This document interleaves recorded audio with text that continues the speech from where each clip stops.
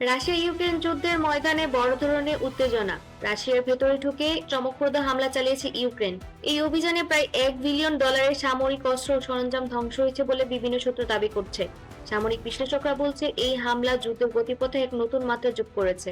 Frontline থেকে বহু দূরে অবস্থিত রাশিয়ার গুরুত্বপূর্ণ সামরিক স্থাপনাগুলোতে এই হামলা চালানো হয়। লক্ষ্যবস্তু ছিল অস্ত্র মজুত কেন্দ্র, সামরিক সরঞ্জাম রক্ষণাবেক্ষণ ঘাঁটি, যোগাযোগ অবকাঠামো। বিস্ফোরণ অগ্নিকাণ্ডে ব্যাপক ক্ষয়ক্ষতির ছবি ইতোমধ্যে সামাজিক যোগাযোগ মাধ্যমে ছড়িয়ে পড়ছে। বিশেষজ্ঞদের মতে এই হামলার রাশিয়ার আকাশ প্রতিরক্ষা গোয়েন্দা ব্যবস্থার বড় ধরনের ব্যর্থতাকে সামনে এনেছে। এত দূরের সামরিক স্থাপনা ইউক্রেনের আঘাত রাশিয়ার নিরাপত্তা ব্যবস্থার দুর্বলতা প্রকাশ করছে বলেই মনে করছে বিশ্লেষকরা। সামরিক বিশ্লেষকরা বলছে এই ধরনের গভীর গভ্যুত্থানের হামলার রাশিয়ার যুদ্ধ কৌশলে বড় ধরনের পরিবর্তন আনতে পারে। একই সঙ্গে একটি ইউক্রেনের সামরিক সক্ষমতা কৌশলগত পরিকল্পনা একটি শক্ত বার্তা হিসেবেও দেখা যাচ্ছে।